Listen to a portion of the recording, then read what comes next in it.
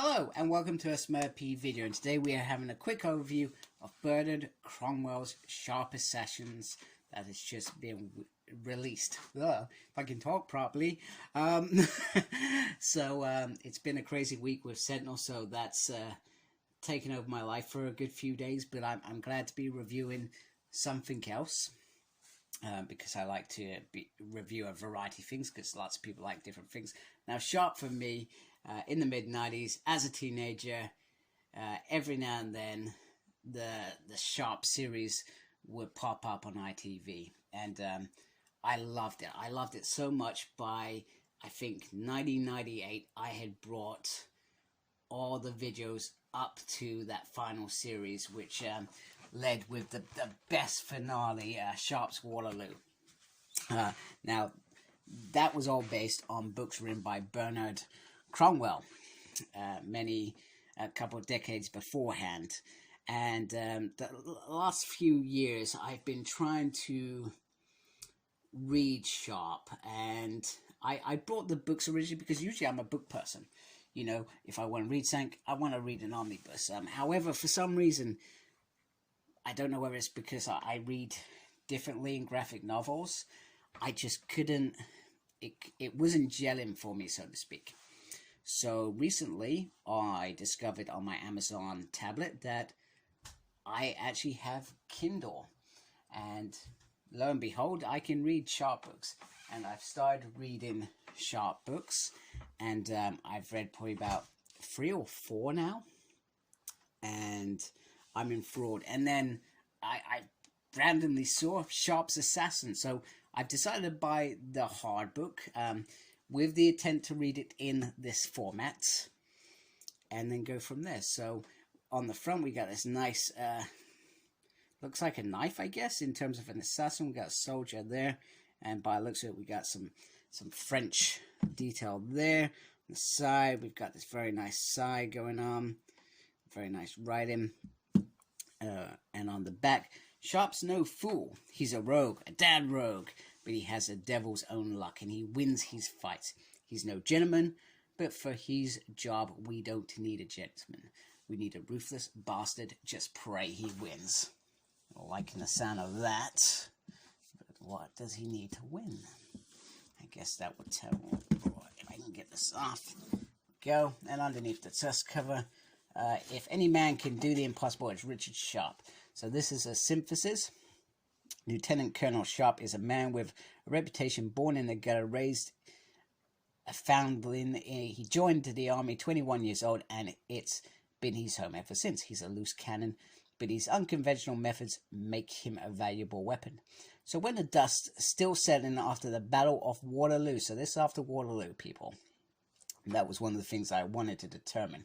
The Duke of Wellington needs a favour. He turns to Sharpe, for Wellington knows that the end of one war is only the beginning of another. The Napoleon army may be defeated, but another enemy lies waiting in the shadows.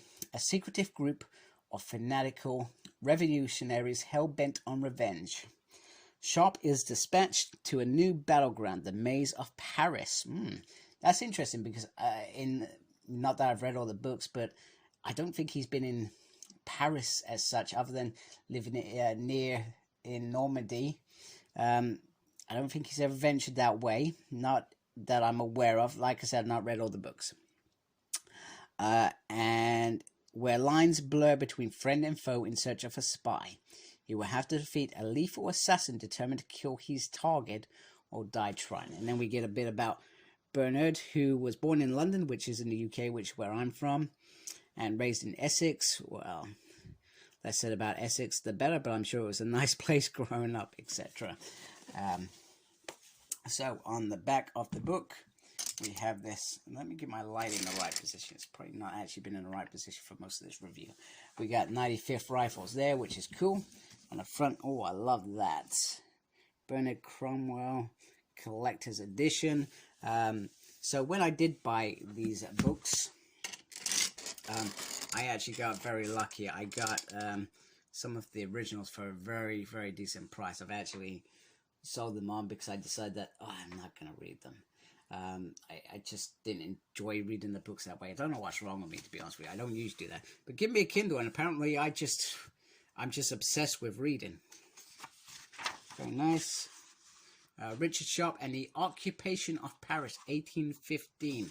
That is very nice. I always like when they give what it is. Sharpe's Assassin is for whiskey, my wonderful dog who kept me company as I wrote 11 books and who died just as this one was finished.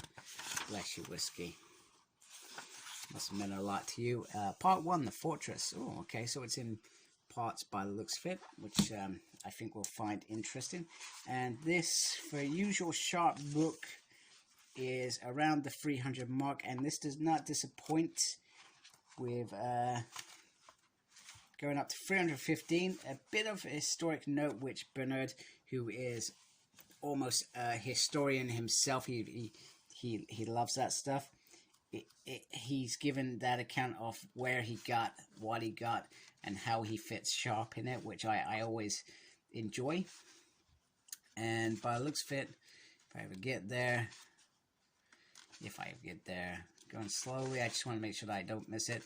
But by the looks of it, there are 13 chapters. Now, you know those 13 chapters are going to be around, from Bernard's style, around 25 pages to sometimes 40. So it varies on what he wants to achieve in each chapter. And then on the back, it's got all the Sharpe series. So 1, 2, 3, 4, 5, 6, 7, 8, 9, 10, 11. Help if I did this before. 12, 13, 14, 15, 16, 17, 18, 19, 20, 21, 22 full books. And then you've got the short stories. So you got The Skirmish, you got Ransom, which I've never heard of, and I've read Sharpe's Christmas. And on the back, we got some of the other stuff that Bernard is into writing. Now, I think he's written, there's a series, I can't remember what it's called. I probably just looked at it a minute ago and thought, hey, I know what that is. But it's a big hit. I think, didn't they do a TV show with Haley Atwell, Pillars of the Earth or whatever it is? I've never watched it, by the way. I could be completely wrong. I'm just talking about, I feel like a fly's just flown onto that. So anyway, I feel like this is going to be an adventure. Now, I guess I've got to debate to myself, do I want to read Waterloo before this? I probably don't need to, because I know the outcome of Waterloo. I guess I just need to read how Sharpe influences that major battle. So this I could probably crack on and read without much thought at all. So there we go. Sharpe's Assassin. If you like my stuff, please subscribe to my channel. I really appreciate that. And most importantly, embrace the geekiness. Take care. Goodbye. On guard.